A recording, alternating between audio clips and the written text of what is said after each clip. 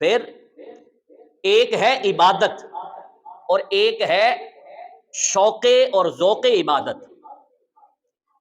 ایک عبادت ہے کہ بس 5 وقت نماز پڑھ لی، لیکن ایک ہے ذوق و شوق کے ساتھ عبادت کرنا. یہ بڑی چیز ہے. اگر انسان کو یہ میسر ہو جائے، اور ہمیں دعا بھی کرنی چاہیے کہ یا اللہ ہمیں عبادت کا ذوق بھی نصیب فرما، عبادت کا شوق بھی نصیب فرما. جیسے صحابہ کرام کی ایک سیرت کا ذکر کرتے ہوئے قرآن کی سورہ توبہ میں اللہ رب العزت نے فرمایا لمسجد اسس علی التقوی من اول یوم احق ان تقوم فیہ، کہ جو مسجد قباء کے نمازی ہیں، مسجد قباء کے نمازی وہ طہارت سے محبت کرتے ہیں. طہارت سے محبت کرنے کا کیا مقصد ہے کہ اگر وضو میں تھے، وضو جاتا رہا تو وہ انتظار نہیں کرتے کہ اچھا نماز کا وقت ہوگا تو ہم وضو کر لیں گے. احق ان تقوم فیہ رجال یحبون ان یتطہروا، کہ وہ جو مسجد قباء کے نمازی ہیں وہ وضو سے، طہارت سے محبت کرتے ہیں. فرمایا وہ طہارت سے محبت کرتے ہیں. اللہ رب العزت نے فرمایا واللہ یحب المتطہرین، اللہ ان طہارت رکھنے والوں کو، ان وضو کرنے والوں سے محبت کرتا ہے. یعنی میں یہ بات بتا رہا تھا، ایک ہے پابندی کی نماز پڑھنا جو 5 وقت انسان پر فرض ہے، یہ پابندی کی نماز ہے.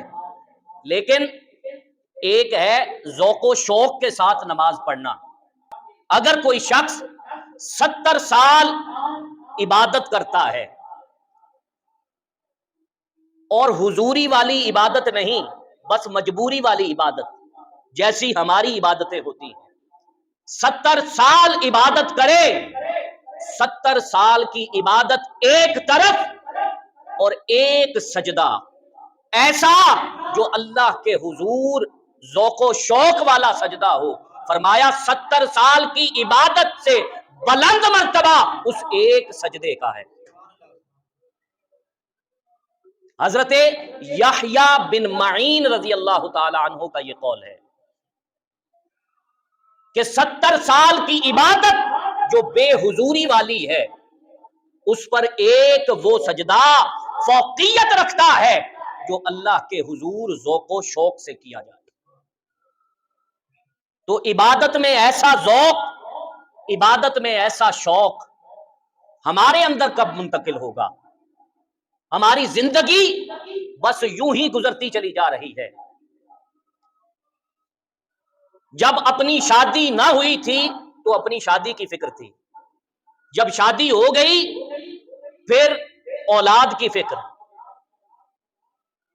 اگر کاروبار نہیں تھا، جاب تھی تو اپنے کاروبار کی فکر تھی، اپنا کاروبار ہو گیا اس کو بڑھانے کی فکر، ادھر اولاد کی فکر، اولاد کی شادی کی فکر، اولاد کی شادی ہو گئی پھر اولاد کی فکر. ہماری تمام فکریں اسی میں گھومتی چلی جا رہی ہیں.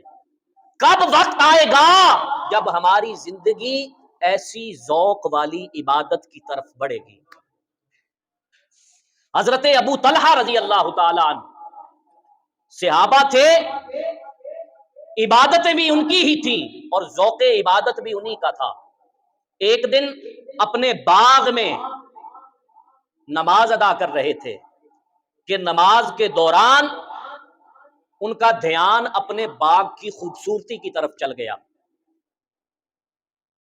ایک روایت میں یہ بھی ہے کہ ان کا باغ بہت زیادہ گھنا تھا، درختوں سے درخت یوں ملے ہوئے تھے. تو انہوں نے نماز کے اندر ہی باغ کی خوبصورتی پر غور کرنا شروع کیا تو ایک پرندہ ان درختوں سے اندر داخل ہونا چاہ رہا تھا، لیکن گھنا ہونے کی وجہ سے وہ پرندہ باغ کے اندر داخل نہیں ہو پا رہا تھا. جب آپ نماز سے فارغ ہوئے تو بڑی شرمندگی ہوئی. حضور علیہ الصلوۃ والسلام کی بارگاہ میں آ گئے اور کہا یا رسول اللہ، یہ جو باغ جس کی ملکیت میری ہے आज इसकी खूबसूरती ने मेरा ज़ौक़े इबादत खत्म कर दिया और नमाज के अंदर मेरा ख्याल इस बाप के घने होने की तरफ चला गया। या रसूल अल्लाह, ये माल मेरे लिए फितना बन चुका है, इसको मैं अल्लाह की राह में सदका करता हूं। ये था वो ज़ौक़े इबादत सहाबाए किराम का, कि जब हम ये चीजें पढ़ते हैं तो हमें अफसानवी लगती हैं कि सहाबाए किराम नमाज में खड़े होते, जिस्म के अंदर तीर पेवस्त हो जाता, लेकिन उनको खबर ना होती। हजरत मौला अली उल मुर्तजा रजी अल्लाह ताला अन्हु के बारे में कहा जाता है कि एक गजवा के अंदर उनकी पिंडली में तीर लगा, जब उसको निकालते थे तो तकलीफ होती थी। किसी ने कहा कि ठहर जाओ, अभी नमाज का वक्त होने वाला है, अली को जरा नमाज में खड़े हो लेने दो, निकाल लेना, पता भी नहीं चलेगा। तो कब हमारी जिंदगियों में यह वक्त आएगा कि इबादत इस कमाल पर, इस दर्जा पर पहुंच जाएगी कि हमारे इर्द गिर्द कुछ भी होता रहे, हम इबादत के ज़ौक़ में मगन हों, इबादत के शौक में मगन हों और हमें वक्त का एहसास भी ना हो। अगर आज जिंदगी ने मोहलत दी है तो इस ज़ौक़े इबादत को अपना लो, वगरना यहां पर कोई लंबा अरसा तक जीने के लिए नहीं आया। लोग आते हैं इस दुनिया में और चले भी जाते हैं। बेहतर यह है कि हुजूर ने फरमाया, 5 चीजों को 5 चीजों से पहले गनीमत जानो। सेहत को बीमारी आने से पहले गनीमत जानो, फरागत को मसरूफियत आने से पहले गनीमत जानो।